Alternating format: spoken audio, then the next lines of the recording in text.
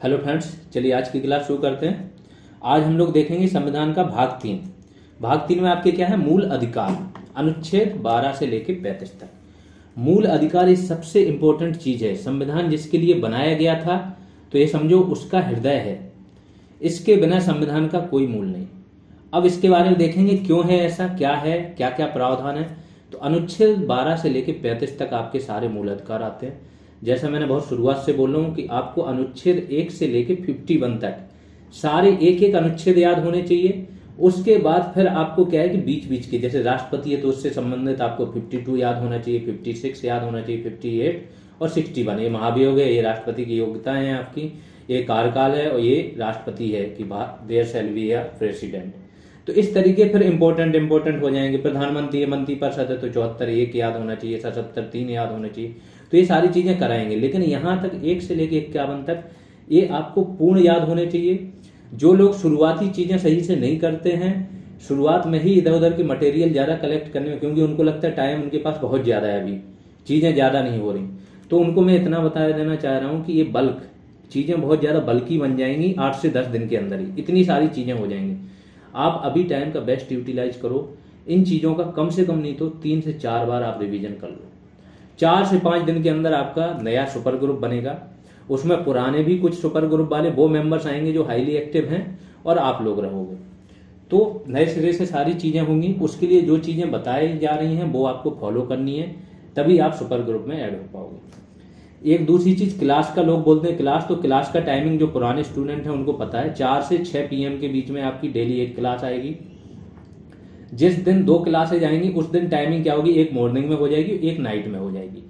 फिर 6 PM के बाद हो सकता है 8 बजे आ जाए, 9 बजे, जैसे टाइम मिलता है। क्योंकि क्लासेज आपको पुरानी नहीं मिल रही है, नई बनती हैं, बहुत रिसर्च करना पड़ता है, बहुत सारी चीजें देनी पड़ती हैं, क्या नहीं देना है वो सारा चीज सोचना पड़ता है। तो क्लास आपको PDF के बारे में ऑलरेडी बोला गया है कि ये 24 आवर्स बाद मिलेगी। क्यों मिलेगी, इसके पीछे रीजन है। PDF तो दे ही रहे हैं, कोई लॉस तो है नहीं, तुरंत भी दे सकते हैं। इसके पीछे आप लोगों की सोच ये है कि PDF मिल जाती है तो आप क्या अपने माइंड पे लोड कम कर लेते हो, PDF देखते रहते हो, वो कर लेते हो, बस यहीं से प्रॉब्लम हो जाती है। आप जब PDF नहीं है, आप वीडियो बहुत ध्यान से देखो, बहुत ध्यान से देखो। अभी आपके पास टाइम है तो आपको नोट्स भी बनाना है। नोट्स अगर फुल नहीं बना रहे हो तो मेन चीजें तो नोट करो अपनी भाषा में। इसलिए आपको PDF नहीं दी जा रही कि आप कम से कम अपने दिमाग पे लोड डालोगे। जब दिमाग पे लोड डालोगे तो चीजें लॉन्ग टर्म के लिए याद होंगी। ये वो चीजें कराई जा रही हैं कि जो आपकी यूपी PCS का भी अगर आप प्री देने, UPSC के भी आपके 80% क्वेश्चन यहाँ से सॉल्व हो जाएंगे।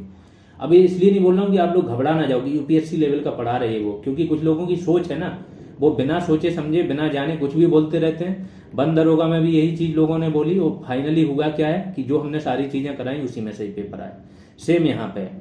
तो बस अभी इतना समझो कि जो चीजें दी जा रही हैं वो मोर देन इनफ होंगी, वो बड़े शॉर्ट फॉर्म में दी जा रही हैं। शुरू करते हैं। अधिकार क्या होते हैं? अधिकार जैसे मैंने बहुत पहले भी बताया था कि कानून द्वारा, कानून या राज्य द्वारा स्वीकृत, या समाज भी बोल सकते हो कि समाज द्वारा, समाज, कानून या राज्य द्वारा स्वीकृत वो तर्क संगत दावे होते हैं। तर्क संगत दावे, ऐसे दावे जो तर्क संगत सही पाए जाएं और राज्य द्वारा स्वीकृत हो या देश द्वारा स्वीकृत हो, ये अधिकार हो गए। अब कई प्रकार के अधिकार होते हैं। तो पहला जो अधिकार का प्रकार होता है वो होता है प्राकृतिक अधिकार, मतलब जन्म से उपलब्ध होते हैं ये अधिकार, जैसे जीवन का अधिकार है। कुछ होते हैं मानवाधिकार, जैसे यूनाइटेड नेशंस का मानवाधिकार पर जो सम्मेलन है 1948 का, बहुत फेमस है। इसी से ही दुनिया में मानवाधिकार की प्रेरणा लेते हैं लोग बाग। तो मानवाधिकार क्या होता है, मनुष्य होने के आधार पर कुछ मनुष्य के अधिकार है। ये कहां से आया है? फ्रांस की क्रांति से। फ्रांस की क्रांति से आया है कि आप ना किसी से, मनुष्य होने के नाते ना आप किसी को जो मतलब जो मिनिमम अधिकार है उसके गौरवपूर्ण जीवन जीने के अधिकार वो रहेगा। आप किसी को देश से निर्वासित नहीं कर सकते हो, उसको बेवजह आप जेल में नहीं डाल सकते हो। तो ये कुछ अधिकार हैं आपके जो मनुष्य होने के नाते हैं, जिनको बोलते हैं मानवाधिकार। फिर अगला आता है नागरिक अधिकार। नागरिक अधिकार क्या होता है? जो केवल नागरिकों को प्राप्त है। जैसे कुछ मूल अधिकार हैं, उनमें नागरिक अधिकार कौन से? 15, 16, 19, 29, 30। ये 5 जो अधिकार है ये सिर्फ नागरिकों को प्राप्त है। विधिक अधिकार जो संसद द्वारा या राज्य विधायिका द्वारा बनाए गए कानूनों से मिलते हैं। कानून अलग चीज है और संविधान अलग चीज है, ये ध्यान रखना। दोनों कानून नॉर्मली बनते हैं और संविधान क्या होता है आपका, बन गया है पहले, इसमें संशोधन होता रहता है। संवैधानिक अधिकार क्या होते हैं, जो संविधान में वर्णित है। इसके बाद संवैधानिक और मूल अधिकार में देखो अंतर है, अभी पता चलेगा। मूल अधिकार क्या होता है, क्योंकि इनको मूल इसलिए कहा जाता है, यह व्यक्ति के सर्वांगीण विकास हेतु आवश्यक है। मूल अधिकार क्या है, व्यक्ति के चहुमुखी विकास हेतु बहुत आवश्यक है, और संविधान द्वारा इसको क्या है, गारंटी मिली हुई है। जो मूल अधिकार हैं उनको संविधान द्वारा गारंटी मिली हुई है कि हम इसकी रक्षा करेंगे। अनुच्छेद 32 से अगर कोई आपके मूल अधिकारों का हनन कर रहा है तो आप क्या करोगे, डायरेक्ट सुप्रीम कोर्ट जा सकते हो। इसके अलावा अनुच्छेद 13 है तो सुप्रीम कोर्ट खुद ही चेक कर लेता है। कोई ऐसा कानून बना जो मूल अधिकारों के विपरीत है तो सुप्रीम कोर्ट उसको चेक करेगा। अगर वो उससे थोड़ा भी इधर उधर है तो सुप्रीम कोर्ट उस पार्ट को रद्द कर देगा जो पार्ट उससे इधर उधर है। तो अब केवल भारतीयों को प्राप्त मूल अधिकार कौन से हैं, जो मैं बता चुका, 15, 16, 19, 29, 30। इनको याद कर लेना। एक एक चीज इतने बार रिवाइज करो कि एक एक चीज याद हो जाए। ये केवल आपकी एक परीक्षा के लिए काम नहीं हो रहा है, ये कोई भी जीएस का एग्जाम दोगे ये आपका लाइफ टाइम काम हो रहा है। आगे आते हैं, संसद विधि बनाकर, ठीक है। अब कुछ इसके बारे में नोट्स हैं, कुछ फैक्ट हैं मूल अधिकारों के बारे में कि क्या मूल अधिकार सबको प्राप्त है, कैसा क्या है, सारी जनता को प्राप्त है क्या नहीं। तो देखो, सैन्य और खुफिया बल जो होते हैं इनके मूल अधिकार संसद क्या है, सीमित कर सकती है, सीमित है भी। जैसे मूल अधिकार 19 है आपको, अभिव्यक्ति की स्वतंत्रता, कुछ भी बोलो, सूचना प्रकट करने का अधिकार है, सूचना प्राप्त करने का। अब ये खुफिया वाले ये क्या करेंगे, किसी को सूचना दे देंगे तो देश की सुरक्षा खतरे में पड़ जाएगी। इसीलिए हमारे जो संविधान निर्माता है इन्होंने बहुत आगे का सोच के बोला है कि संसद विधि बनाकर क्या सैन्य और खुफिया बल जो हैं इनके मूल अधिकार क्या सीमित कर सकती है। एक चीज और है, इसमें हम मूल अधिकार वाला जो है 23 तक पढ़ेंगे, आर्टिकल 22 तक पढ़ेंगे। इसके बाद 23 से 35 तक अगले में पढ़ेंगे, क्योंकि ये वीडियो बहुत लंबा हो जाएगा। तो 2 पार्ट्स में आएगा आपका ये मूल अधिकार। अनुच्छेद 20, 21 दो अनुच्छेद ऐसे हैं जो कभी भी निलंबित नहीं होते हैं। 20 में क्या है आपका, स्वतंत्रता है, गिरफ्तारी और निरुद्ध से स्वतंत्रता, ठीक है। इसमें मतलब कि जैसे आपको कर रहा है तो 2 बार सजा नहीं दे जा सकते हैं, आपको खुद के विरुद्ध गवाही देने के लिए नहीं बोला जाएगा। तो इस प्रकार से सारी चीजें 20 में। 21 तो आपका प्राण तथा दैहिक स्वतंत्रता का अधिकार है। के अलावा अन्य सभी अधिकार क्या है, आपातकाल के समय निलंबित किए जा सकते हैं। 20 और 21 जो अनुच्छेद है वो केवल निलंबित नहीं होंगे, बाकी सभी अधिकार क्या है, आपातकाल के समय निलंबित किए जा सकते हैं। जैसे अनुच्छेद 19 है, ये युद्ध और बाह्य आक्रमण के समय जो आपातकाल लगता है तो 19 अपने आप निलंबित हो जाता है। तो अनुच्छेद 19 द्वारा प्रदत्त मूल अधिकार तभी निलंबित किए जा सकते हैं जब आपातकाल क्या, युद्ध तथा बाह्य आक्रमण के आधार पर हो। अब वर्गीकरण देखो, अधिकारों का कुछ वर्गीकरण किया गया। तो 6 प्रकार से इनका वर्गीकरण किया गया। पहला है समानता का अधिकार, का कहां से कहां तक है, अनुच्छेद 14 से लेकर 18 तक समानता की बात की गई है। फिर स्वतंत्रता का अधिकार 19, 20, 21, 22 4 यहाँ पे। शोषण का विरोध अधिकार 23 और 24 2 है। धार्मिक स्वतंत्रता का अधिकार फिर यहाँ 4 है, 25, 26, 27, 28। सांस्कृतिक और शैक्षिक अधिकार क्या है, 29 और 30। संवैधानिक उपचारों का अधिकार 1, इसको डॉक्टर अम्बेडकर ने संविधान की आत्मा बोला है, 32। अब आते हैं अनुच्छेद 12, यहीं से मूल अधिकार शुरू हो रहे हैं। तो अनुच्छेद 12 में क्या बोला गया है, राज्य की परिभाषा, राज्य क्या होगा उसकी एक डिटेल में परिभाषा दी गई है। तो कोई भी नागरिक, अब ये जान लो कि राज्य की परिभाषा होती क्या है। तो ये परिभाषा आगे, लेकिन मूल अधिकारों के लिए कि अगर मूल अधिकार हैं आपको दिए गए, उनका हनन हो रहा है तो क्या है कि कोई नागरिक राज्य की परिभाषा में सम्मिलित किसी भी निकाय द्वारा मूल अधिकारों के उल्लंघन किए जाने की दशा में सीधे कहाँ, सुप्रीम कोर्ट जा सकता है। किसके तहत, अनुच्छेद 32 के तहत। यहाँ पे सुप्रीम कोर्ट क्या, रिट जारी करता है। 5 प्रकार की सुप्रीम कोर्ट रिट जारी करता है। फिर और हाई कोर्ट कहाँ से जा सकता है, आर्टिकल 226 के तहत। राज्य, अब राज्य की परिभाषा यहाँ पे है कि राज्य किसे बोलते हैं, संसद, केंद्र सरकार, राज्य सरकार, राज्य विधायिका, स्थानीय निकाय, इनके कर्मचारी, ये निकाय, इनके अधिकारी और इनके कर्मचारी, ये सारे किसमें आएंगे, राज्य की परिभाषा में आएंगे, इनके ऑफिस वगैरह सब। इसका विधि द्वारा गठित वैधानिक शक्तियों का प्रयोग करने वाले निकाय, विधि द्वारा, संविधान द्वारा, संसद के कानून द्वारा, राज्यों के कानून द्वारा कोई निकाय गठित है, वो शक्तियों का प्रयोग कर रहा है तो वो भी कहाँ आएगा आपका, राज्य की परिभाषा में। अगला, सरकार द्वारा पर्याप्त वित्तीय सहायता प्राप्त। ये तो हो गया कि डायरेक्ट आपकी जो कानूनों से गठित है। एक होता है डायरेक्ट कानूनों से गठित नहीं है लेकिन सरकार से उसको पर्याप्त वित्तीय सहायता मिल रही है।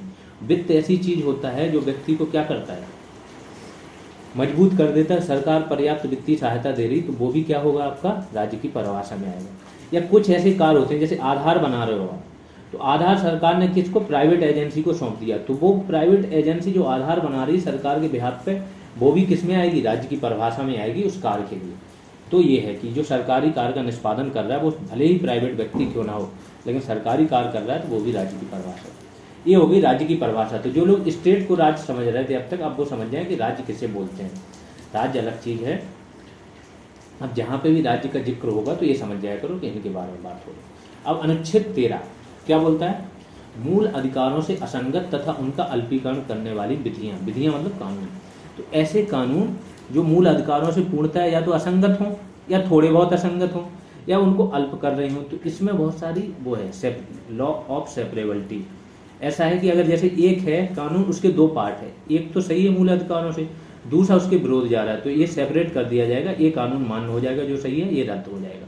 दूसरा है इक्लिप्स, लॉ ऑफ इक्लिप्स। दो है, लेयर ऐसे कर रहा है तो इतना कानून तो आपका आ रहा है किसमें, जो मूल अधिकारों का अल्पीकरण नहीं कर रहा है, ये बाहर जा रहा है, तो इसको क्या है, रद्द कर देगा सुप्रीम कोर्ट। तो वही चीज है कि संविधान, अब इसमें क्या आ जाएगा, बहुत सारी विधियां जो हैं वो संविधान से पहले की हैं।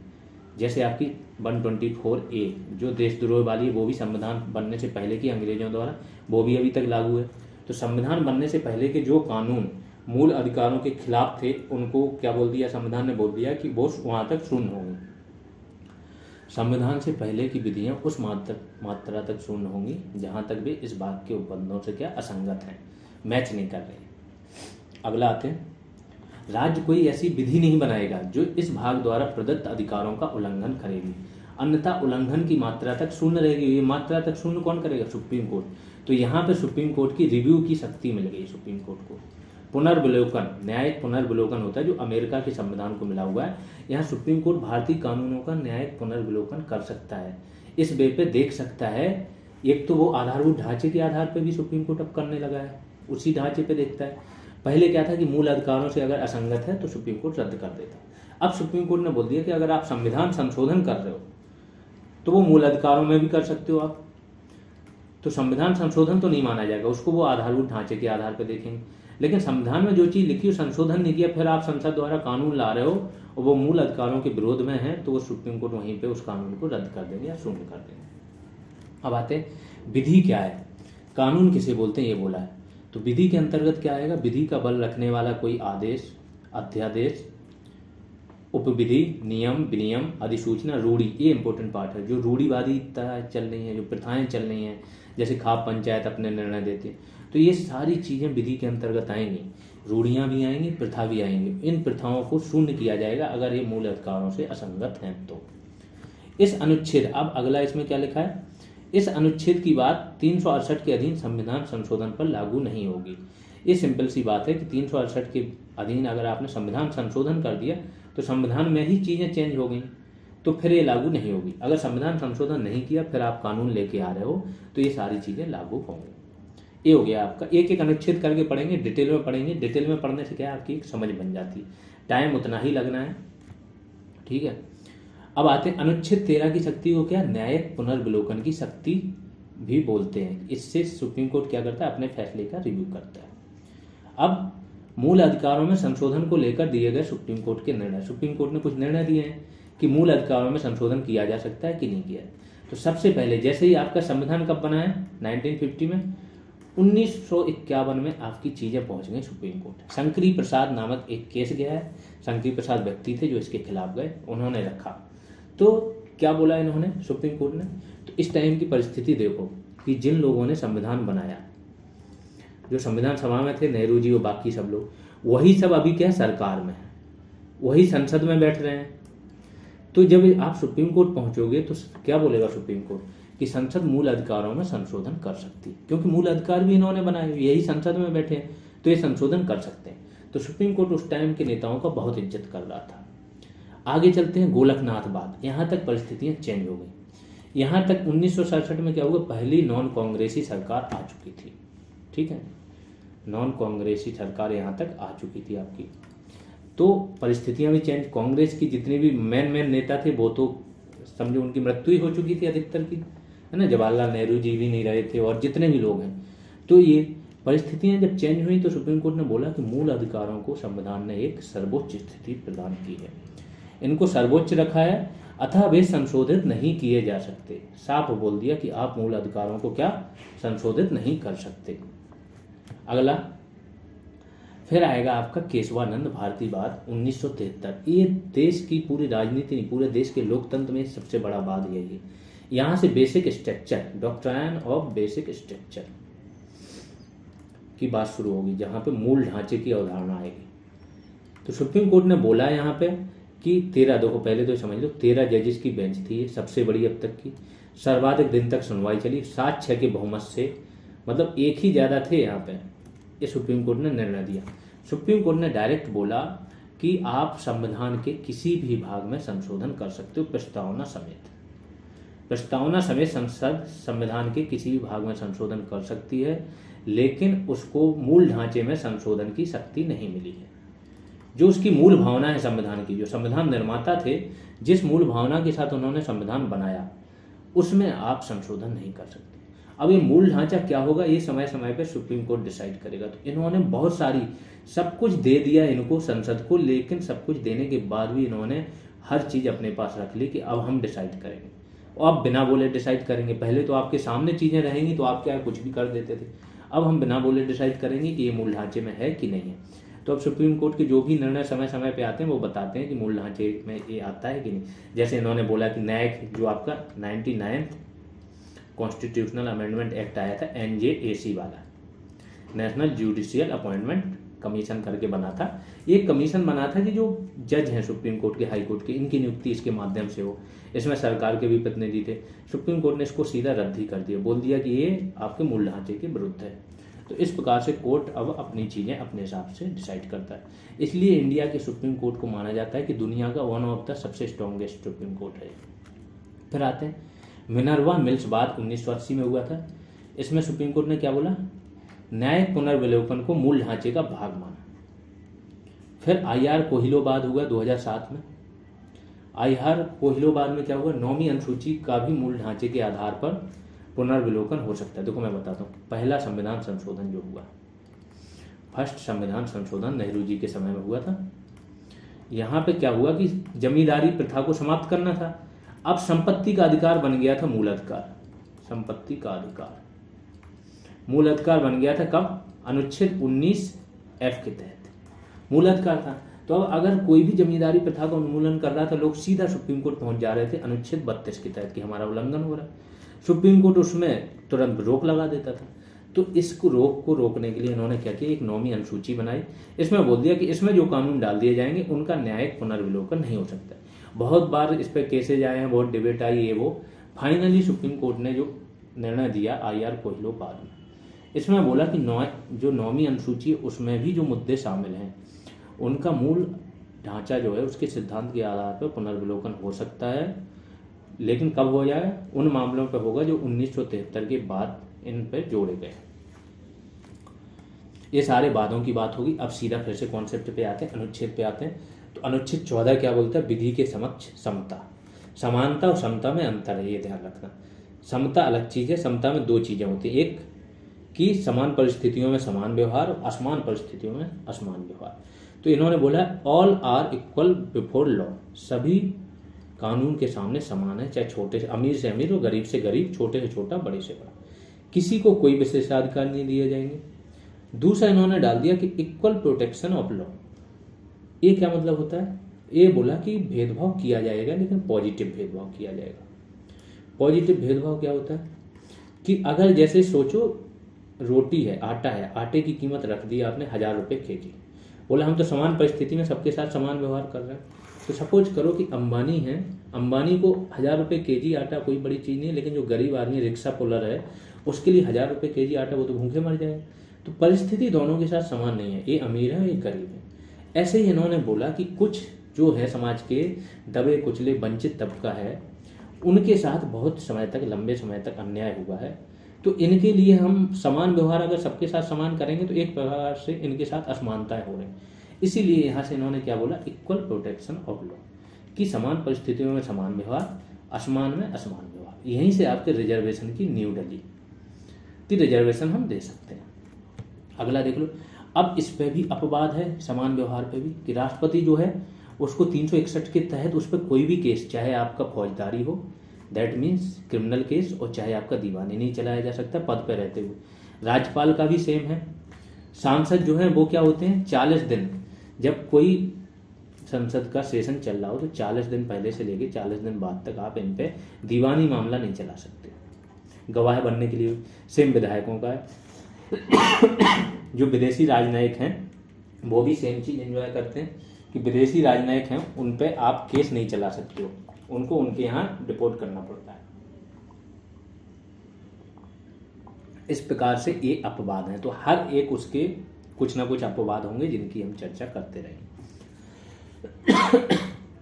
अगला है भेदभाव के विरुद्ध अधिकार। भेदभाव के विरुद्ध अधिकार में क्या है, इसमें देखो 5 बेस हैं, ये बेस याद रखना, ये इंपॉर्टेंट है। धर्म, मूल वंश, जाति, लिंग तथा जन्म स्थान के आधार पर क्या होगा, भेदभाव नहीं किया जाएगा। कहाँ कहाँ नहीं किया जाएगा, दुकानों में, सार्वजनिक स्थलों में, भोजनालयों में, होटलों में, कुआं, तालाब, स्नानागार, इन सब जगहों पे क्या है, भेदभाव नहीं किया जाएगा। इन 5 बेस पे, धर्म, मूल वंश, जाति, लिंग और जन्म स्थान। जो अनुच्छेद 16 है उसमें 7 बेस हैं, निवास आ जाएगा और एक और आ जाएगा आपका, ठीक है। तो उसमें 7 बेसों पे नहीं भेदभाव किया जाएगा और इसमें 5 बेसों पे भेदभाव नहीं किया जाएगा। अब राज्य स्त्रियों तथा बच्चों हेतु विशेष उपबंध कर सकता है। तो एक तरफ भेदभाव मना किया, लेकिन पॉजिटिव भेदभाव पे ये आ गए कि स्त्री और बच्चे, क्योंकि इनके साथ ये समाज के वंचित तबके हैं, वो तबके हैं जो वल्नरेबल सेक्शन है, तो इनके लिए राज्य क्या विशेष उपबंध कर सकता है। आगे आ जाओ। राज्य सामाजिक, फिर अगला बोल दिया इन्होंने, राज्य सामाजिक, शैक्षणिक तथा आर्थिक रूप से पिछड़े हुए नागरिकों के किसी वर्ग या अनुसूचित जाति या जनजाति के लिए विशेष उपबंध कर सकता है। यहाँ पे भी बोल दिया कि यहाँ पे आप विशेष उपबंध कर सकते हो। फिर अल्पसंख्यक शिक्षण संस्थान, अनुच्छेद 30 बोलता है कि अल्पसंख्यक जो है देश के, वो शिक्षण संस्थान अपनी पसंद के स्थापित कर सकते हैं। उन्हीं के बारे में यहाँ पे बोला कि जो अल्पसंख्यक शिक्षण संस्थान हैं, इनके अलावा बाकी जो भी स्कूल है, चाहे वो प्राइवेट हो चाहे सरकारी हो, सब में क्या है, अनुच्छेद 21 ये जो आया था, राइट टू एजुकेशन 2002 में, इसमें क्या हुआ था, सबको शिक्षा का अधिकार मिल गया। शिक्षा का अधिकार मिल गया तो रिजर्वेशन कर दिया प्राइवेट स्कूलों में। ये लोग चले गए कहाँ पे, कोर्ट चले गए, TMA पाई वाले में केस में। तो फिर सुप्रीम कोर्ट ने बोल दिया कि क्या है, राज्य यहाँ पे रिजर्वेशन कर सकता है, चाहे वो प्राइवेट हो चाहे सरकारी, केवल अल्पसंख्यक शिक्षण संस्थान है इनको छोड़ के। ये TMA पाई बनाम कर्नाटक बात जो मैंने बताया कि ये क्या बोला, शिक्षा विशुद्ध रूप से क्या है, व्यवसाय नहीं है। जो आप चाह रहे हो ना कि व्यवसाय की स्वतंत्रता है, प्राइवेट चीज़ों में कैसे आप यहाँ पर रिजर्वेशन दे रहे हो, तो कोर्ट ने साफ बोला कि शिक्षा आपका विशुद्ध रूप से व्यवसाय नहीं है, यहाँ पर रिजर्वेशन मान्य होगा।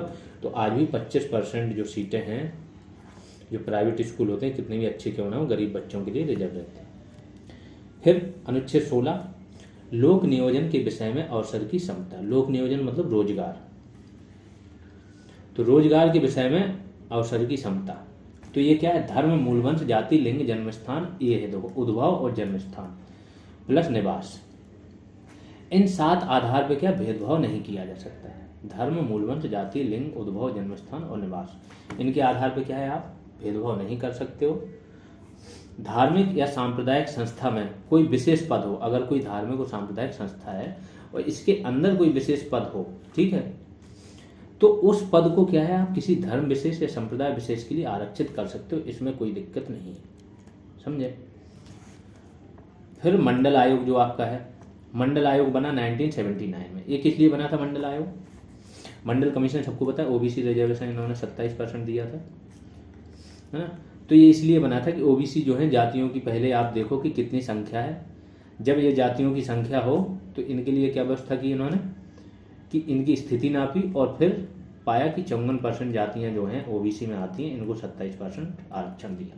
तो इसी बेस पे इन्होंने आरक्षण दिया। 1990 में BP सिंह ने 27% आरक्षण दे दिया था। 1979 में आपका क्या मंडल आयोग बना था। आगे आ जाते हैं, अनुच्छेद 17 क्या बोलता है, अस्पृश्यता का सभी रूपों में अंत। अस्पृश्यता मतलब छुआछूत। छुआछूत का ये क्या कर रहे हैं, सभी रूपों में अंत की बात कर रहे हैं, किसी भी फॉर्म में जो टचेबिलिटी है उसके अंत। तो ये पहला ये कैसा है जिसमें कोई भी इफ एंड बट नहीं लगा है, नो इफ एंड बट, कोई भी अपवाद नहीं है कि अगर ऐसा हो वैसा हो। ये साफ बोला है कि अस्पृश्यता का सभी रूपों में अंत होगा।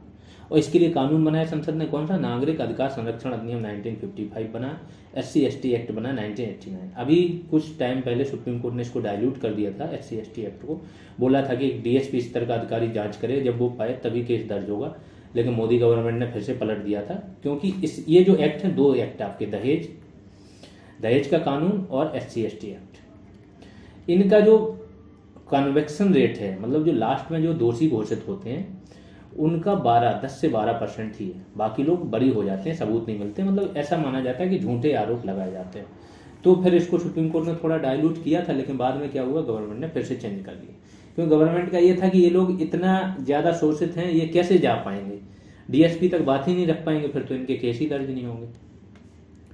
आर्टिकल 18 क्या बोलता है, उपाधियों का अंत, जो टाइटल्स होते थे, आपको पता है टाइटल्स क्या होते थे? अंग्रेज जो होते थे वो उपाधियां देते थे, नाइटहुड की, सर की उपाधि मिलती थी, ये सब। तो पहले टाइटल्स मिलते थे, टाइटल्स क्या करते थे, समाज में एक प्रकार का लेवल बना देते थे, हाँ ये सर वाले लोग हैं, ये वो हैं। तो अब जब हम स्वतंत्र हुए तो हमें क्या, समाज में बराबरी चाहिए थी, उस टाइम पे समाजवादी जो साम्यवादी भावना थी, तो इसी के लिए टाइटल का अंत कर दिया इन्होंने। क्या बोला, सेना और शिक्षा संबंधी सम्मान के अलावा कोई उपाधि नहीं लेगा। भारत का नागरिक किसी विदेशी राज्य से कोई उपाधि नहीं लेगा अगर वो भारत का नागरिक है, लेकिन अगर कोई विदेशी नागरिक है, उसको उसी का देश या कोई और उपाधि दे रहा है, लेकिन वो भारत में रह रहा है, तो वो क्या करेगा, राष्ट्रपति की अनुमति से उपाधि ले सकता है, गिफ्ट ले सकता है, लेकिन अनुमति किसकी चाहिए, राष्ट्रपति की। ये इंपॉर्टेंट फैक्टर डाल दिया, ठीक है। बालाजी राघवन बाद हुआ था एक, बालाजी राघवन बाद में क्या हुआ था कि जो आपके भारत रत्न थे, पद्म विभूषण थे, इस पे ये बाद हुआ। ये बोला कि ये भी तो एक प्रकार से समाज में एक लेवल क्रिएट करते हैं कि ये पद्म विभूषण। केस चला, बाद में सुप्रीम कोर्ट ने मांगा कि नहीं, ये व्यक्ति की उपलब्धियां जो उसने जीवन में उच्च स्तर के काम किए, समाज के लिए, हर चीज के लिए, अलग अलग क्षेत्र में, उनके पुरस्कृत करने के लिए है। ये कोई एक प्रकार से समाज में अलग ग्रुप नहीं क्रिएट करता है। हाँ, आपको क्या करना है कि जैसे भारत रत्न हो तो अपने नाम के आगे उपसर्ग या प्रत्यय के रूप में उपयोग नहीं कर सकते हो।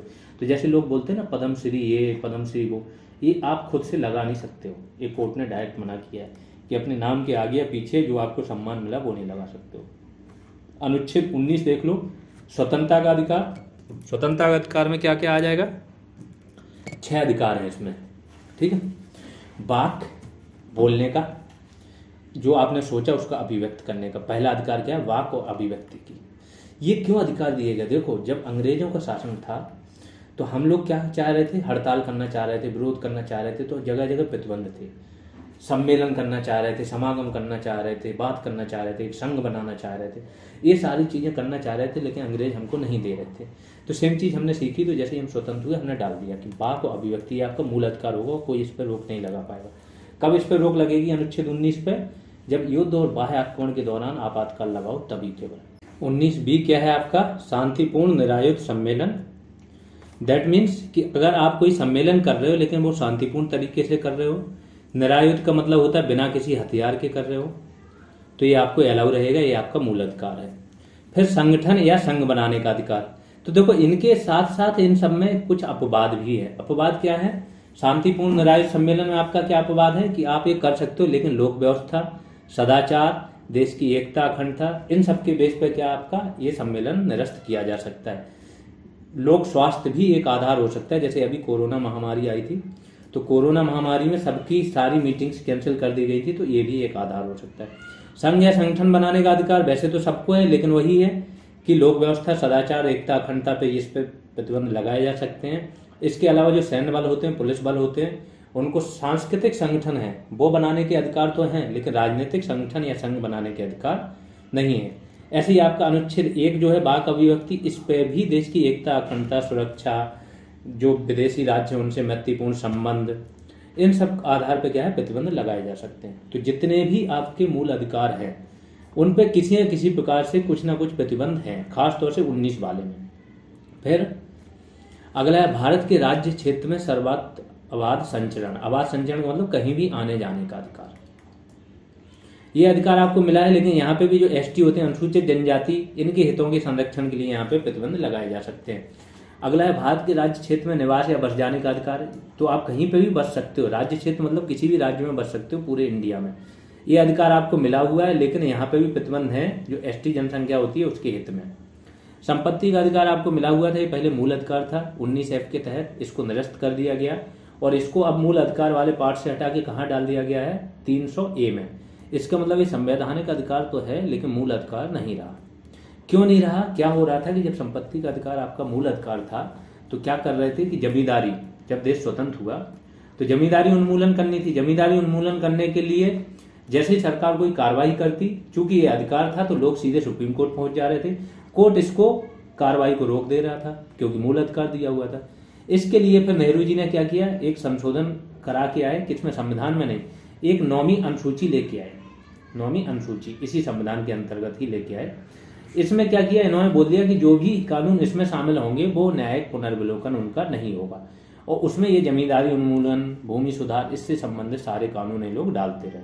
ठीक है, फिर आते हैं वृत्ति, आजीविका, व्यापार या कारोबार करने का अधिकार, कि आप कोई भी वृत्ति अपना सकते हो, आजीविका अपना सकते हो, व्यापार या कारोबार कर सकते हो। प्रतिबंध वही है, लोक व्यवस्था, सदाचार, एकता, अखंडता, लोक स्वास्थ्य। तो इसीलिए जो शराब होती है उसका आप कारोबार नहीं कर सकते हो इस कानून के तहत, वहां सरकार से आपको लाइसेंस लेना पड़ेगा। अपवाद देखो क्या क्या है, सबके लिए कॉमन है, राज्य की प्रभुता, अखंडता, राज्य की सुरक्षा, विदेशी राज्यों से मैत्रीपूर्ण संबंध, लोक व्यवस्था, लोक स्वास्थ्य कोरोना में सबने देख लिया होगा। यहाँ तक कि जो मंदिर थे वो भी बंद रखे गए थे, जो आपकी पूजा करने का रिलीजियस अधिकार है वो भी आपका छीन लिया गया था, क्योंकि उस पर भी प्रतिबंध लगा सकते हैं लोक स्वास्थ्य के बेस पे। सदाचार, न्यायालय की अवमानना, मानहानि के आधार पे, इन सब पे प्रतिबंध लगाया जा सकता है। आगे आते हैं प्रेस की स्वतंत्रता का अधिकार। एक अधिकार आता है जो 19 के तहत ही है, ये है प्रेस की स्वतंत्रता का अधिकार। सुप्रीम कोर्ट ने अपने कुछ निर्णयों में बताया है कि आर्टिकल 19 के तहत बहुत सारे अधिकार हैं, उनमें से एक है आपके पास प्रेस की स्वतंत्रता का अधिकार। इसमें क्या है, सूचना पाने का अधिकार, सूचना ये प्राप्त भी कर सकते हैं, प्रकाशित करने का अधिकार और प्रसारित करने का अधिकार। कई बार देखते हो खुफिया सूचना लेके आ जाते हैं, लीक कर देते हैं, तो प्रेस पे तो कार्रवाई हो जानी चाहिए लेकिन नहीं होती। अभी जैसे केजरीवाल जी का शीश महल बहुत फेमस हो रहा है, अगर यही कोई और काम करता प्रेस के अलावा तो ये उसको जेल में डाल देते, लेकिन यहाँ नहीं कर सकते। सशस्त्र सेनाओं या पुलिस बलों को केवल क्या सांस्कृतिक संघ ये बना सकते हैं, राजनीतिक संघ नहीं बना सकते हैं, तो यहाँ पे भी प्रतिबंध लगाया गया है। अबाध संचरण, निवास या बस जाने पे क्या है आपका, अनुसूचित जनजातियों तथा जनसाधारण, इन दोनों के हितों के आधार पर युक्त निर्बंधन लगाए जा सकते हैं। युक्त का मतलब वो होता है कि जो व्यापक लोक कल्याण में हो और जिसको प्रूव किया जा सके, जिसको सुप्रीम कोर्ट सही माने। फिर अनुच्छेद 20 देखते हैं, अपराधों के लिए दोष सिद्धि के संबंध में संरक्षण, कि जो अपराध हैं आपके उसके दोष सिद्धि के संबंध में संरक्षण। इसके 3 हैं, नो एक्स फैक्टो लॉ, बताता हूं भी सबका मतलब, नो डबल जियोपार्डी। क्या मतलब हुआ, नो एक्स फैक्टो लॉ का मतलब हुआ कि आपको अगर आपने अभी क्या किया है, क्राइम किया है, तो जो कानून इस टाइम पे क्राइम करने के टाइम पे होगा उसी के आधार पे आपको सजा दी जा सकती है। ऐसा नहीं आपने क्राइम कर दिया बाद में कोई कानून बनाया उसके आधार पर सजा दो। खास तौर से जो आपके फौजदारी कानून है, क्रिमिनल केसेस हैं, इसमें तो बिल्कुल नहीं कर सकते हो। दीवानी कानूनों में ये काम कर भी सकते थे। 2012 में गवर्नमेंट ने एक कानून लेके आई थी वोडाफोन पे, उसके आधार पर बहुत बड़ा जुर्माना लगा था, लेकिन अभी क्या किया सुप्रीम कोर्ट ने, राहत दी और केंद्र ने अभी इस कानून को निरस्त कर दिया। तो दीवानी आधार पे भी जो कानून बना था उसको निरस्त कर दिया, लेकिन दीवानी आधार पे आप भूतलक्षी प्रभाव से कानून ला सकते हो, लेकिन जो क्रिमिनल केसेस होते हैं उसमें नहीं ला सकते हो। ऐसा ये केस बताते हैं, निर्भया वाला केस हो गया था, सबको याद होगा।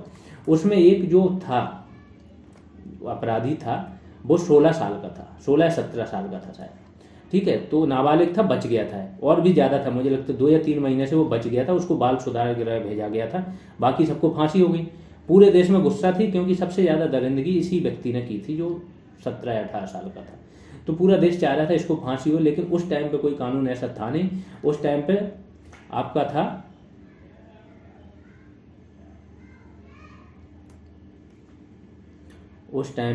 क्या था कि कानून में ये था कि ये नाबालिग के रूप में ट्रीट किया जाएगा। बाद में एक कानून बनाया गया और अब बोल दिया गया कि 16 से 18 साल के बीच में भी जो लोग हैं वो अगर हीनियस क्राइम कर सकते हैं या करते हैं तो उनको क्या है, एज अ बालिग ट्रीट किया जाएगा, ठीक है। तो ये भूतलक्षी प्रभाव से अधिनियमित कानूनों से सुरक्षा, दोहरे दंड से सुरक्षा। अगर एक ही क्राइम किया है तो उसके लिए एक ही बार सजा दी जाएगी, 2 बार सजा नहीं दी जाएगी दोष के लिए। हाँ, ये हो सकता है एक जगह से सजा मिल गई, फिर आप हाई कोर्ट चले गए छोटे वाले कोर्ट से उसके हायर कोर्ट चले गए, वहां से सजा बढ़ गई, वो चीज हो सकती है। लेकिन अगर एक बार आपने सजा ये पूरी कर दी और फिर कोई कोर्ट जाए और आपसे बोले तो फिर वो नहीं चलेगा, आपको एक ही बार सजा मिलेगी, चाहे वो कम क्यों ना हो। दूसरी विभागीय कार्रवाई हो सकती है। अगर आप किसी छुट्टी में किसी उसमें हो, कार्यालय में हो और आपको यहाँ से सजा होगी करप्शन के केस में, तो एक तो सजा आपको ये मिल गई देश के कानून के तहत। दूसरी आप सोचो विभाग कोई कार्रवाई नहीं करेगा तो नहीं, विभाग भी आप पे कार्रवाई करेगा, आपको नौकरी से निकाल सकता है। तीसरा, स्वयं के विरुद्ध गवाही देने से संरक्षण। किसी व्यक्ति को ये बाध्य नहीं किया जाएगा कि आप अपने खुद के विरुद्ध गवाह बनो, ये सबसे इंपॉर्टेंट है। तो ऐसा जो नार्को परीक्षण होता है आपने देखा होगा, ब्रेन मैपिंग होता है, इसमें क्या होता है व्यक्ति से खुद एक्सेप्ट कराया जाता है कि हाँ क्या आपने ये किया, व्यक्ति मान भी लेता है क्योंकि वो उसको अनकॉन्शियस अवस्था में होता है। सुप्रीम कोर्ट में ये मामला गया, सेल्वी बनाम कर्नाटक राज्य, ये सुप्रीम कोर्ट में मामला गया। सुप्रीम कोर्ट ने बोला कि नहीं, जब ये आपके संविधान में ही लिखा है और यहाँ पे व्यक्ति क्या नार्को टेस्ट में स्वयं के विरुद्ध खुद ही वो बन रहा है, खुद ही बोल रहा है कि हाँ मैंने किया नहीं किया, तो जब खुद गवाह बन रहा है तो ये संविधान के विरुद्ध है। तो उन्होंने बोला कि इस परीक्षण को साक्ष्य के रूप में नहीं माना जाएगा, इसको जांच का एक पार्ट के रूप में तो मान सकते हो। आपकी जांच कर रहे हो, जांच करते टाइम किसी ने बता दिया आपको कि हाँ मैंने खून किया, तो आप उससे पूछ लो कि कहाँ हथियार डाले जो खून किया जिससे, तो आप वो हथियार बरामद कर सकते हो और साक्ष्य जुटा सकते हो, तो जांच के लिए हेल्प ले सकते हो। लेकिन ये इसका एज ए साक्ष्य यूज नहीं कर सकते हो, जो ब्रेन मैपिंग है आपका नार्को परीक्षण है, और माना भी नहीं जाएगा वो। हाँ, इसके लिए आप डीएनए के नमूने ले सकते हो व्यक्ति के, बाकी अंगूठे के चिन्ह वगैरह ले सकते हो जगह से, वो प्रूव करने में आप उनको साक्ष्य के रूप में माना जा सकता है क्योंकि वो आदमी के फिक्स होते हैं। आगे आते हैं अनुच्छेद 21, ये सबसे इंपॉर्टेंट अनुच्छेद 21 है। इसका नाम भी जान रहे होगे, प्राण तथा दैहिक स्वतंत्रता का अधिकार। प्राण का और दैहिक स्वतंत्रता का अधिकार है व्यक्तियों को। क्या लिखा है, केवल विधि द्वारा स्थापित प्रक्रिया के माध्यम से ही प्राण तथा दैहिक स्वतंत्रता से वंचित किया जा सकता है। ठीक है, जो कानून बना है उसके द्वारा ही, अगर किसी को कानून के द्वारा फांसी की सजा दी गई तो विधि द्वारा स्थापित प्रक्रिया के तहत ही यहाँ से वंचित किया जा सकता है, नहीं तो नहीं। इसमें क्या था, इसको बहुत विस्तृत कर दिया। अब तो सुप्रीम कोर्ट ने इसके तहत 25-30 अधिकार और जोड़ दिए गए, क्योंकि इसमें गर्मियापूर्ण, इसमें सुप्रीम कोर्ट ने बोला कि जीवन जीना है तो पशुवत जीवन जीने की बात नहीं हुई है, गर्मियापूर्ण जीवन जीने की बात हुई है। और गर्मियापूर्ण जब व्यक्ति को जीवन जीना है तो कुछ आवश्यकताएं होती हैं उसकी, वो आवश्यकताओं की पूर्ति होनी चाहिए। तो एक गोपालन थे, इनको निवारक निरोध के तहत जेल में डाल दिया गया था, प्रिवेंटिव डिटेंशन के तहत। तो ये फिर कोर्ट गए थे, तो कोर्ट में ये बात हुई थी, तो इन्होंने बोला था। अब ये कोर्ट कब जेल चले गए, 1950 में ही जेल चले गए। ठीक है। दूसरा वाद आया था मेनका गांधी वाद 1978 में, इंदिरा गांधी ने इनको विदेश जा रहे थे एयरपोर्ट से ही गिरफ्तार करवा लिया था। ठीक है, तो ये भी केस आया था। इसमें सुप्रीम कोर्ट ने बहुत विस्तार कर दिया था अनुच्छेद 21 का। इन्होंने बोला कि गर्मापूर्ण जीवन जीने हेतु अनुच्छेद 21 का इन्होंने विस्तार किया। क्या क्या कर दिया था, क्या क्या अधिकार समाहित थे, प्रारंभिक शिक्षा का अधिकार भी व्यक्ति को इन्होंने बोला, जल प्राप्ति का अधिकार भी है, स्वास्थ्य का अधिकार भी है, निःशुल्क कानूनी सहायता का अधिकार भी है, आजीविका का अधिकार है, त्वरित न्याय का अधिकार है, निजता का अधिकार है, बंधुआ मजदूरी के विरुद्ध अधिकार है, विरुद्ध है, स्वच्छ पर्यावरण का अधिकार है, चयन करने का अधिकार भी, ये आया था, ये यूपीएससी में क्वेश्चन आया था, चयन करने का अधिकार किस अनुच्छेद के तहत आता है। इसके बाद हथकड़ी लगाने के विरुद्ध अधिकार है, एकांत में कारावास के विरुद्ध भी अधिकार मिला हुआ है, बहुत सारे मिले हैं। ठीक है, सामूहिक रूप से फांसी देने के विरुद्ध भी अधिकार मिला है। यहाँ तक कि कोर्ट ने बोला था कि अगर जो इसी के बेस पे कोर्ट ने बोला था कि जब व्यक्ति को फांसी की सजा हो जाती है और फिर उस पर क्या होता है, राष्ट्रपति निर्णय अगर नहीं लेते हैं एक समय सीमा के अंदर, तो उसके गर्मापूर्ण जीवन जीने की या गर्मापूर्ण जब तक उसका लाइफ है, एंड फांसी की सजा दी गई है, लेकिन जो उसके पहले उसकी लाइफ है वो भी उसको गर्मापूर्ण जीवन जीना है, तो इस बेस पे उसकी सजा को आजीवन कारावास में कन्वर्ट किया जा सकता है, अगर उसकी वो देरी ऐसी है जिसको आप प्रूव नहीं कर सकते हो कि ये देरी सही है। ठीक है। आत्महत्या की धारा जो थी 309, इसको अब क्या कर दिया है, पहले ये अपराधीकरण था, अपराध माना जाता था आत्महत्या करना, आत्महत्या का प्रयास, अब इसका निरपराधीकरण कर दिया है, इस धारा को हटा दिया, तो अब ये अपराध नहीं है। एक बच्चन सिंह वाद हुआ था 1980 में, इसमें सुप्रीम कोर्ट ने अवधारणा रखी थी कि फांसी की सजा केवल rarest of the rare case में ही दी जाए, हर केस में नहीं, जो case rarest of the rare हो। तो ये केस कभी कभार आ जाते हैं, तो इसलिए आपको बता रहे हैं, बहुत ज़्यादा इंपॉर्टेंट आपके लिए नहीं है। ठीक है, ये तो देखो कुछ चीज़ें ज़्यादा जानकारी मिले तो उससे समझ बन जाती है, ये सारी चीज़ें याद तो करनी नहीं, याद तो मेन पॉइंट याद करना, जैसे अनुच्छेद 21 है तो क्या है, प्राण तथा दैहिक स्वतंत्रता का अधिकार, बस इतना ही याद करना। अब ये इतना विस्तार कर दिया कि आपको कहीं ना कहीं से याद रहेगा, इतनी सारी चीज़ें समझ लोगे तो। अनुच्छेद 21A पे आते हैं, इसमें क्या है, ये देखो, ये बना था अटल जी के टाइम पे, जो शिक्षा का अधिकार था, स्कूल चले हम, जो कैंपेन चल रहा था आप लोग को पता है, उसी टाइम पे बना था अनुच्छेद 21A। इसको 86 में संविधान संशोधन अधिनियम जो था 2002 जोड़ा गया। इसमें क्या जोड़ा गया कि राज्य 6 से 14 वर्ष के बच्चों को निःशुल्क व अनिवार्य शिक्षा प्रदान करेगा। मतलब ये राज्य की हो गई। तो अब जो 6 से 14 साल के बच्चे होते हैं उनको निःशुल्क व अनिवार्य शिक्षा दी जाती है, मिड डे मील भी दिया जाता है कि वो स्कूल में आए। ठीक है। चेंज क्या क्या किया गया था, 2 जगह और चेंज किया गया था। जो आपका अनुच्छेद 45 है, ये क्या है, DPSP, directive principle of state policy. पहले इसमें 6 से 14 था, अब इसकी भाषा चेंज कर दी। तो क्या बोला, राज्य सभी बच्चों को 0 से 6 वर्ष की आयु पूरी हो जाने तक निःशुल्क और अनिवार्य शिक्षा देने का, ये उपबंध करने का प्रयास करेगा। ठीक है, देने का या उपबंध करने का प्रयास करेगा। ये नहीं बोला है कि ये करना ही करना होगा। ठीक है, ये जो DPSP है वो क्या आपके सामाजिक आर्थिक न्याय की बात करते हैं, सामाजिक आर्थिक न्याय। और जो आपका मूल अधिकार है वो आपकी बात करते हैं राजनीतिक न्याय की। ये भी क्वेश्चन बन जाता है। अब जब सामाजिक आर्थिक न्याय की बात कर रहे हो तो देश की जितनी क्षमता होगी उस हिसाब से इनको लागू करें, बाध्यकारी नहीं बनाया गया। तो वही बोला है कि देने का प्रयास करेगा राज्य ऐसा। अब इसमें जब कर दिया तो 51A एक आपकी फंडामेंटल ड्यूटी जोड़ी गई, है ना। फंडामेंटल ड्यूटी में क्या बोला गया, एक नया मूल कर्तव्य जोड़ा गया। प्रत्येक भारतीय नागरिक का यह कर्तव्य होगा कि वह अपने बच्चों को, चाहे वह माता पिता हो या अभिभावक हो, 6 से 14 वर्ष तक शिक्षा की सुविधा उपलब्ध कराए। और ये केवल भारतीय, अगर भारतीय नागरिक हैं उसके पास बच्चे, अभिभावक की बात होगी ना। तो अगर अभिभावक है तो उसके पास अगर विदेशी बच्चे भी हैं तो उनको भी उसे वो उपलब्ध करानी पड़ेगी। तो केवल भारतीय बच्चों के बारे में बात नहीं हो रही, विदेशी बच्चों के बारे में बात हो रही। अब अनुच्छेद 22 देख लेते हैं। आज की क्लास का आखिरी अनुच्छेद यही है। 23 से लेके 35 तक हम नेक्स्ट क्लास में देखेंगे, नहीं तो ये वीडियो काफ़ी लंबा हो जाएगा। तो कुछ दशाओं में गिरफ्तारी और निरोध से संरक्षण। कौन कौन सी दशा, देखो 2 टाइप के निरोध होते हैं। ठीक है, प्रिवेंटिव डिटेंशन जिसको बोलते हैं, निरोध मतलब डिटेंशन, किसी व्यक्ति को डिटेन कर लेना। तो एक होता है दंडात्मक निरोध, दूसरा होता है निवारक निरोध। दंडात्मक में क्या होता है, अगर आपने क्राइम किया, आपको गिरफ्तार कर लिया गया और दंड दिया गया। ये निवारक में क्या होता है, प्रिवेंटिव होता है। आपने क्राइम नहीं किया लेकिन ये ऐसी आशा है कि या तो आप क्राइम करोगे, आपकी वजह से चीज़ों को खतरा है, तो आपको क्या है, पहले से ही या तो नज़रबंद कर लिया जाएगा या गिरफ्तार कर लिया जाएगा। ये ज़्यादा खतरनाक है निवारक निरोध वाला। तो आपको कोई क्राइम करने से रोकने के लिए होता है। इसमें आपको FIR भी दर्ज नहीं करनी पड़ती है, चार्जशीट भी दायर नहीं करनी पड़ती है, 3 माह तक रख सकते हो। NSA वगैरह इसी के अंतर्गत आता है। आपका NSA लगा लिया गया है, जैसे अभी NSA लगाया गया ना, जो पंजाब में थे खालिस्तानी आंदोलन वाले, उन पर। तो शत्रु देशी नागरिकों को संरक्षण नहीं। अब दंडात्मक निरोध में देख लेते हैं। गिरफ्तारी के आधार के बारे में सूचित करना, अपनी पसंद के विधि वेदता से परामर्श करने देना। 3 चीजें मिलती हैं जो आपका, अगर आपने कोई क्राइम किया है तो आपको बताया जाएगा कि किस क्राइम के बेस पे आपकी गिरफ्तारी हुई है। आपकी जो पसंद का वकील होगा, विधि वेदता मतलब वकील, उससे परामर्श करने दिया जाएगा। 24 घंटे के भीतर मजिस्ट्रेट के सामने पेश करना होगा।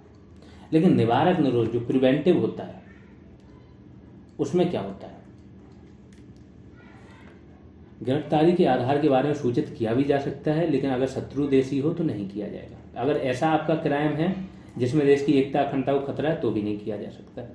3 माह से ज्यादा समय तक आप बंद नहीं रख सकते हो, 3 माह तक रख सकते हो, ऐसा वहां पे संविधान में वर्णित है। 3 माह से ज्यादा के लिए सलाहकार बोर्ड की जरूरत पड़ेगी। उस सलाहकार बोर्ड में कौन कौन होगा, 3 व्यक्ति होंगे, या तो वो हाईकोर्ट के अभी जो वर्तमान के जज होने चाहिए, या वो पहले रह चुके हैं, या उसके लिए क्या है, वो अर्हत है, मतलब योग्य हैं, जज बनने योग्य हैं, वो इतनी योग्यता रखते हैं, तो इनको आप बोर्ड बना सकते हो। फिर अगर इसने बोर्ड ने मंजूरी कर दी कि नहीं आपको 3 महीने से ज़्यादा भी रखा जाना चाहिए, क्योंकि ये अभी चीज़ें सॉल्व नहीं हुई हैं, जो आपसे खतरा था वो दूर नहीं हुआ है, तो आपको क्या करेंगे, रखा जा सकता है। संसद 3 माह से अधिक निरोध हेतु कानून बना सकती है। और यहाँ पे आपका अनुच्छेद 22 खत्म हुआ। मूल अधिकार बहुत डिटेल में पढ़ने थे, देखो यही है, इसमें पूरा याद करने वाला ये 50 से 60% पोर्शन आपका नेक्स्ट 2 दिन में खत्म हो जाएगा, ज़्यादा से ज़्यादा 3 दिन में। तो सबसे मेजर पोर्शन जिसमें सबसे ज़्यादा अनुच्छेद याद करने हैं, सबसे ज़्यादा मेहनत करनी है, पॉलिटी यहाँ पे खत्म। और ये पॉलिटी ऐसी खत्म नहीं हो रही जो आप 1 लाइनर्स पढ़े हो ना लूथरन से या यहाँ वहाँ से, वैसी खत्म नहीं हो रही, इतने डिटेल में खत्म हो रही कि UP PCS लेवल तक तो आपको कोई रोकेगा ही नहीं। और समझ, अगर पूरा वीडियो सुन लिया, नोट कर ली चीज़ें, हर एक चीज़ को कैच कर लिया, तो UPPC भूल जाओ, 70 से 80% आपकी UPSC की भी इन्हीं लेक्चर से पॉलिटी की समझ बन जाएगी। तो चलिए अभी के लिए इतना ही। जिन लोगों ने कोर्स नहीं ज्वाइन किया वो कोर्स ज्वाइन कर सकते हैं।